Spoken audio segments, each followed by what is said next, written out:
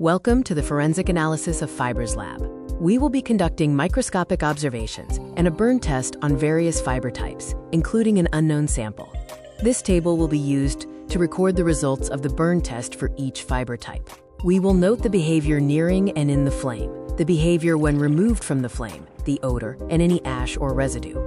First, we will perform microscopic observations, comparing the different fibers to note structural characteristics.